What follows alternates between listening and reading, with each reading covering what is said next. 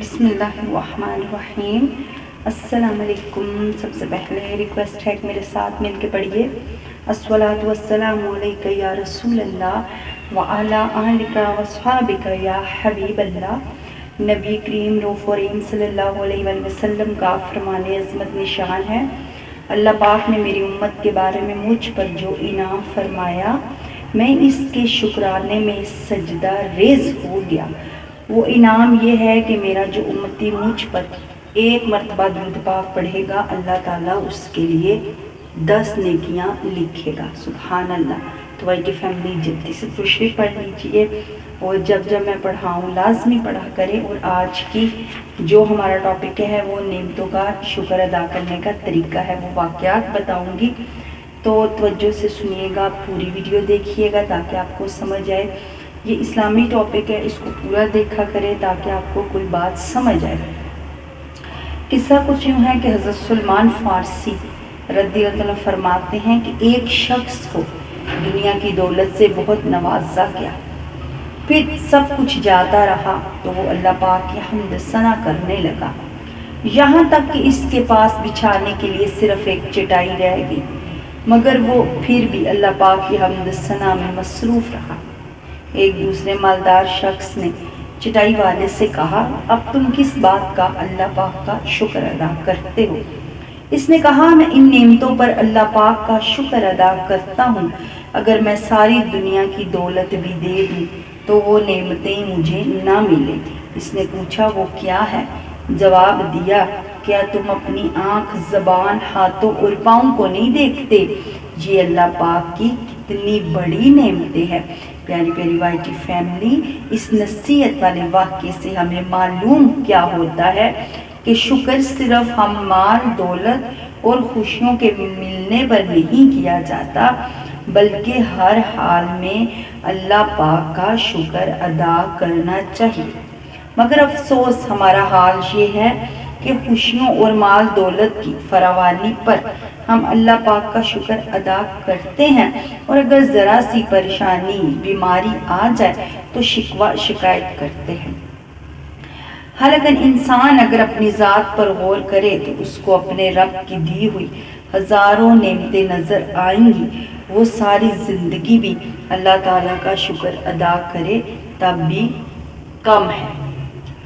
واقعی یہ بھی ایک حقیقت ہے کہ اگر انسان کو ساری کائنات کی دولت دی جائے، وائی فیملی، آنکھ، کان، زبان، ہاتھ اور پاؤں، یہ نعمتیں نہ دی جائیں تب ان کی اہمیت کا اندازہ ہوگا۔ اللہ پاک کی ان نعمتوں کے شکر کی طرف ہماری توجہ نہیں جاتی۔ ہمارا پورا جسم خدا کی نعمتوں کا مرکز ہے، حتیٰ کہ جو ہمارے منہ میں تھوک ہے وہ بھی ایک بہت بڑی نعمت ہے۔ جسمانی اعضاء کا شکر صرف یہ نہیں کہ انسان زبان سے کہہ دے کہ یا اللہ تیرا شکر ہے، بلکہ ان کا شکر کس طرح ادا کیا جاتا ہے کہ حضرت محمد بن حانی رحمۃ اللہ تعالیٰ علیہ اپنے کسی دوست کے حوالے سے بیان کرتے ہیں، توجہ سے سنیے گا، کہ ایک شخص نے حضرت ابو حازم رحمۃ اللہ تعالیٰ علیہ سے عرض کی، اے ابو حازم، آنکھوں کا شکر کیا ہے؟ ارشاد فرمایا، ان کے ذریعے کوئی اچھی بات دیکھو تو اسے عام کرو، اگر بری بات دیکھو تو اسے چھپا لو۔ اس نے عرض کی، کانوں کا شکر کیا ہے؟ آپ نے ارشاد فرمایا، ان کے ذریعے اچھی بات سنو، اسے یاد کرو، اگر بری بات سنو اسے پوشیدہ رکھو۔ اس نے عرض کی، ہاتھوں کا شکر کیا ہے؟ آپ نے ارشاد فرمایا، ان سے ایسی چیز حاصل نہ کرو جو ان کے لیے جائز نہیں، اور ان میں جو اللہ پاک کا حق ہے اس کو نہ روکو۔ اس نے عرض کی، پیٹ کا شکر کیا ہے؟ آپ نے ارشاد فرمایا، پیٹ کا شکریہ یہ ہے کہ اس کے نیچے حصے میں کھانا جبکہ اوپر حصے میں علم ہو۔ اس نے عرض کی، شرمگاہ کا شکر کیا ہے؟ فرمایا، پارہ 18 سورہ مومنون کی آیت 5، 6، 7 میں اللہ پاک کا فرمانے علی شان ہے، ترجمہ کنز ایمان، اور جو اپنی شرمگاہوں کی حفاظت کرتے ہیں مگر اپنی بیویوں یا شرعی باندیوں پر جو ان کے ہاتھ کی ملک ہے، ان پر کوئی ملامت نہیں۔ تو جو ان دو کے سوا کچھ چاہیے وہ حد سے بڑھنے والے ہیں۔ پھر اس نے کہا پاؤں کا شکر کیا ہے؟ آپ نے ارشاد فرمایا اگر تم کسی ایسے زندہ کو دیکھو جس پر تمہیں رشک ہو تو ان پاؤں سے اس شخص جیسے عمل کرو، یعنی نیک عمل کرو، یا کسی ایسے مردہ کو دیکھو جس سے تم بیزار ہو تو ان پاؤں کو اس شخص جیسے عمل سے روکو، برائی کی طرف قدم نہ بڑھاؤ۔ اس طرح تم اللہ پاک کا شکر ادا کرنے والے بن جاؤ گے۔ جس نے صرف زبانی شکریہ کیا، باقی اجزاء سے نہ کیا، تو اس کی مثال اس شخص جیسی ہے جس کے پاس سے ایک کپڑا ہو اور وہ اس کے ایک کنارہ پکڑ لے لیکن پہنے نہیں، تو وہ کپڑا اسے گرمی، سردی، برف یا بارش سے بچنے کا فائدہ نہ دے گا۔ پیارٹی فیملی، اس کا مطلب تو آپ سمجھ کے ہوگے۔ اگر ہم ہاتھ، پاؤں، کان، زبان، آنکھیں اس کا شکر نہیں ادا کریں گے جیسے لکھا ہے تو ہمیں کوئی فائدہ نہیں، صرف منہ سے کرنے کا۔ آنکھوں سے وہی گناہ کریں گے، پاؤں سے وہی گناہ والی جگہ پر جائیں گے، ہاتھوں سے وہی گناہ کریں گے تو کوئی فائدہ نہیں۔ جو اللہ پاک کی رضا پر راضی رہتا ہے، ہر حال میں اس کی نعمتوں کا شکر ادا کرتا ہے، تو اللہ پاک سنو اس کی نعمتوں میں مزید اضافہ فرما دیتا ہے۔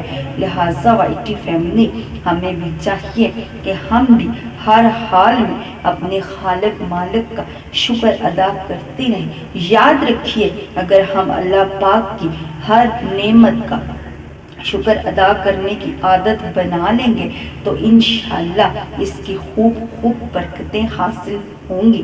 حضرت کعب رضی اللہ تعالیٰ عنہ فرماتے ہیں اللہ پاک دنیا میں کسی بندے پر انعام کرے، پھر اللہ پاک کے لیے اس نعمت کا شکر ادا کرے اور وہ اس نعمت کی وجہ سے اللہ پاک کے لیے توازو کرے تو اللہ پاک اسے دنیا میں اس نعمت سے نفع دیتا ہے، فائدہ دیتا ہے، اور اس کی وجہ سے اسے آخرت میں درجات بلند فرماتا ہے۔ اور جس پر اللہ پاک نے دنیا میں انعام فرمایا، اس نے شکر نہ ادا کیا، نہ ہی اللہ پاک کے لیے اس نے توازو کی، تو اللہ پاک دنیا میں اس نعمت کا نفع اس سے روک لیتا ہے اور اس کے لیے جہنم کا ایک طبق کھول دیتا ہے۔